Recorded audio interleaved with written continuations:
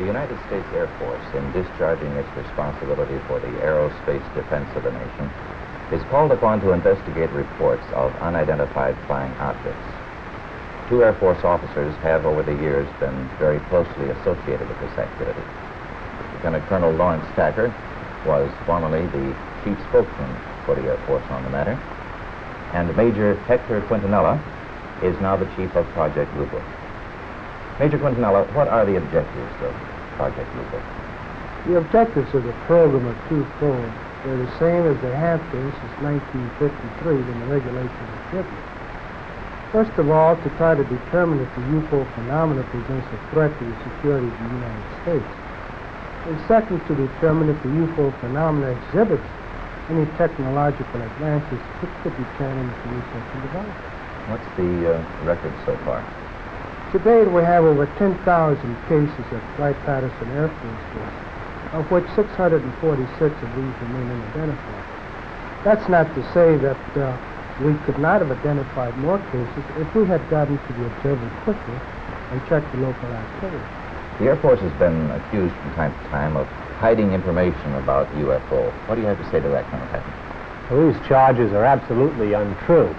Actually, the United States Air Force releases statistics on the UFO phenomena through the Department of Defense press desk periodically, and we've always honored accredited media when they want to investigate a given specific sighting. There's nothing to hide? There's nothing to hide at all. Is there anything in the files, either classified or unclassified, that would indicate that there may be extraterrestrial visitors overhead? First of all, the project is completely unclassified. And there's nothing in the records which would indicate that we have been visited by any advanced civilization. How does the Air Force look upon people who make reports of UFO? Do they look on them as qualified observers? Yes, they do look on them as qualified observers. Actually, most people who report a UFO sighting are patriotic citizens who have been mystified by something that they've seen, and through a patriotic sense, report it to the local law enforcement officials or to the United States Air Force Base near them. What would you consider as a person qualified to interpret what he sees? Well, I consider astronomers are genuinely expert in their field. First of all, they have a tremendous advantage over the other physical scientists, and that is that they have powerful telescopes and photographic equipment to confirm their interpretation. Do astronomical laboratories make any contribution to the UFO program? In a negative way, they do, because I've never received a UFO report from an observatory. Not a one? Not a single one.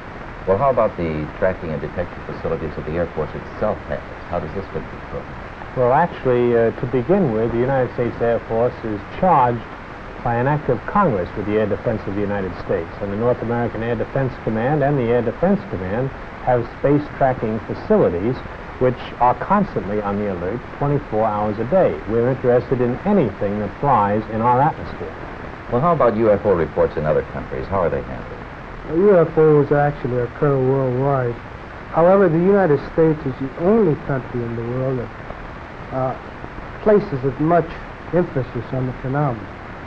Other countries place a burden of proof on the observer and not on their Air Force. And that would make your job a lot easier if they did that here. Yes, it would. Thank you, Colonel Tacker, Major Quintanilla. I would like to close by reading a very brief excerpt from the report of the Air Force's Scientific Advisory Board, which they made recently upon completing a detailed review of the subject of UFO. This is a statement. The committee concluded that in the 19 years since the first UFO was sighted, there has been no evidence that unidentified flying objects are a threat to our national security.